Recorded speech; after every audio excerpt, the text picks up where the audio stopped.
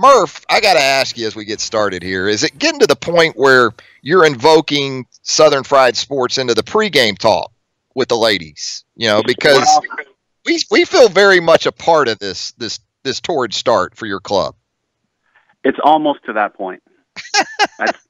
It's very close, Travis. So, I mean, we need to keep this up, though, okay?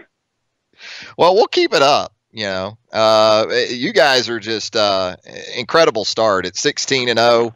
And we'll start with last night. It seemed like it was a sort of business-like approach to a midweek game over there in Birmingham. Statistically speaking, I guess as a coach, you got to like it anytime that in 5 of the 6 innings you're up there at the plate, you post a number, right? And that's what you were able to do last night. Looked like you guys were able to just keep the pressure on offensively throughout the game. I know, and that's one of the things that we love to do is score every inning if we can. I'm always worried about kind of a letdown, especially after a big tournament. It's a road game and people are tired. But, man, as soon as Bailey hit a bomb, it kind of just alleviated all the pressure, and then everybody just started to hit. She was on base all 4 times, got hit by a pitch, walked, hit 2 home runs into the parking lot way beyond the left field fence. KB Sides has continued to hit the ball hard. Big-time RBI producer in the 2 spot, which is one of the things that we needed, and she's provided it. She's just been a big-time spark for us. And then Sarah Cornell did the rest on the mound, and it was 7-0 after 5. I think we had the bases loaded, hit into a double play, line drive caught, and then so it kind of was a little let down. But then in the top of the 6th, Bailey hit another home run and made it 8-0, and then Sarah did the rest. So I think she threw a 3-hitter, and they had maybe 2 kids reach second base, and that was it all night. So for a midweek, I'll take that any day. Your run production numbers are very good. As you talk about, Bailey Hempel at this point, 7 home runs, 25 RBI in 16 games. But you've got you've got 2 other players with 3 or more home runs, and Mara Schroeder, Caroline Hardy. But with all that being said, it doesn't seem like you guys are striking out all that much. So a pretty nice combination, I would guess. Well, that's one of our goals, is always to have more walks than strikeouts. And I keep, I don't know if I wouldn't say I harp on it, but that's like the only stat that I'll bring up from time to time. It's like, man, we're doing great in our walks to strikeouts. And, cause look at Major League Baseball and how many times they strike out. And it's just, I think there was more strikeouts. Shoot, I don't know the stat, but it was a bad stat for baseball, last Major League season. And, I don't really, we don't like change the swing totally with 2 strikes, but when you put the ball in play, good things could happen. And a strikeout does us no good. And every now and then you're going to have one. And, a kid like Bailey who has a shot to hit a bomb almost every time she's up to bat, she can go for broke, but almost everybody else, you put the ball in play, good things will happen. Looking at your lineup through 16 games, Murph, in terms of your batting order or your primary candidates, it seems to get at bats. I could be wrong on this. You tell me. It seems like you're as settled on a group, not necessarily in terms of where they're going to hit in the lineup every night, but that group that you have to choose from. Seems like you're pretty solid with what you've got in your top 8 to 10, I would say. Yeah, and like last night, we had three people pinch hit, and then Chloe Anderson has kind of been our VIP pinch runner. And I told everybody, I said, look, everybody's gonna get to play this weekend. I want more people to have at bats, like Kayla Davis from Hueytown and Taylor Clark. She hit the ball hard again, and then she got robbed by a really good play by their third baseman. And then Caroline Hardy, she's been also a starter. But those 3 with Chloe, we're kind of limited, to tell you the truth. I think we talked about it last week. When Kyra Lockhart got hurt, we really have 13 position players. And, basically you're one injury away from starting, and I keep telling them that. So, but they need more opportunities. So this weekend we're going to try to do that. Next week we have 2 midweek games before we start SEC play. So you're going to see probably all of them get more starts this weekend. So We've talked about. Go ahead.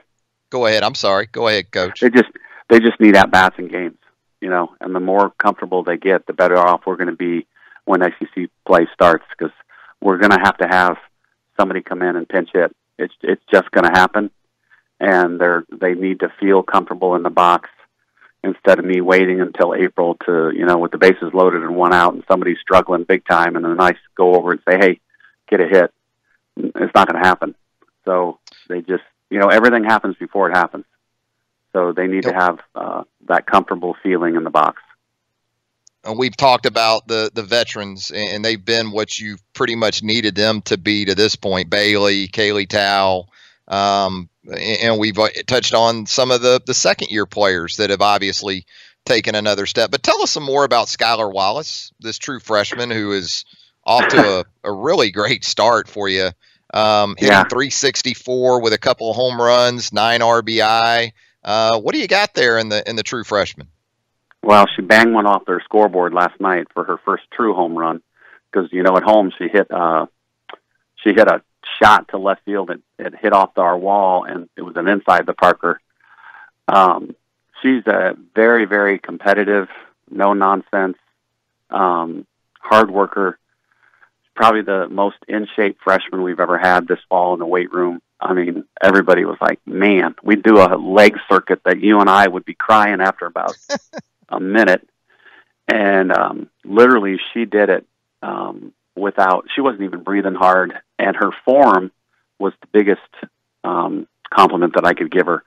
Because usually when you get through, it's like 5 exercises. And on the 3rd exercise, your form starts to look like, you can barely lift your legs. But every time she did it, her form was perfect. A squat, a lunge, whatever it was. And not many kids have done that right off the bat, too. I mean, she's literally coming from summer ball to a college weight room, and she looks like a pro already.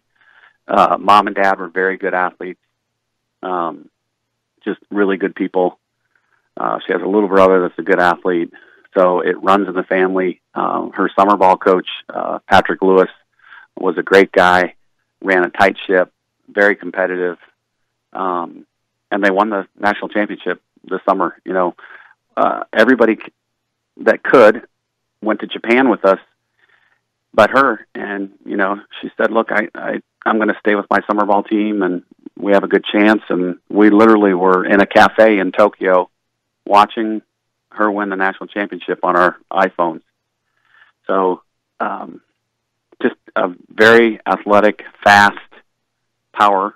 She's like 5'9", 5'10", but she could easily put on about 15 pounds and still be a terrific athlete, and probably be faster actually. But she's got a lot of pop in her bat. I love it that she kind of reminds me of KB, where she can lay down a drag, and then the next pitch she can hit it in the brickyard. That's always a nice combination to have to work with, I would guess, as a coach. Now, I mean, they're both like, if I could describe it as a baseball player, they're kind of Ichiro, right? And he's a guy that would be the best fast pitch player in the world, the way he plays. But his swing would be perfect. Yeah, and the way he plays. But he also can hit it in the seats. Yeah. That's just really not his role that he's ever been in. He doesn't have to be the RBI guy. He needs to be the guy that gets on base. But they would be like interchangeable with him.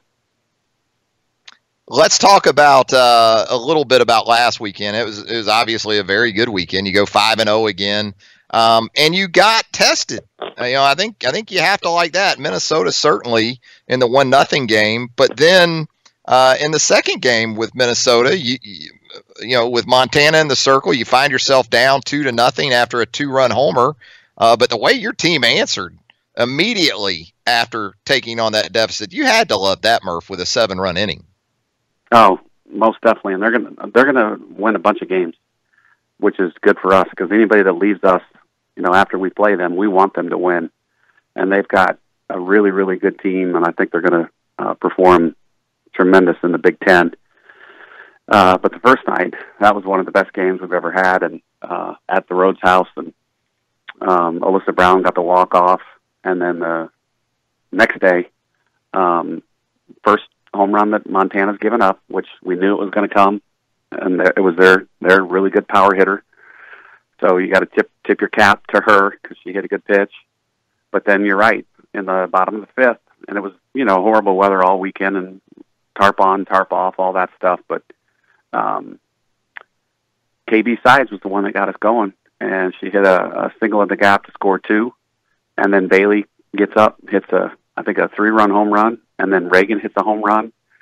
And it was a really cool thing to see, because you're right, we answered back right away. And that's something that, maybe if I could say anything about the last 2 years, is we didn't always do that. And, that's going to be 2 good wins over a good team at the end of the year. Yeah, Amber Pfizer of Minnesota is a legit pitcher. I mean, she earlier in the year had pitched extremely well against Ole Miss and Tennessee in a couple of games. So that was very much a legitimate showing to respond like that. Yes, and she's definitely going to win some games for them. And then Missouri State, their number 1 kid was legit, and their behind her wasn't as good this weekend, but their number 1's going to win some games. So hopefully, both of them will do well in their conference play.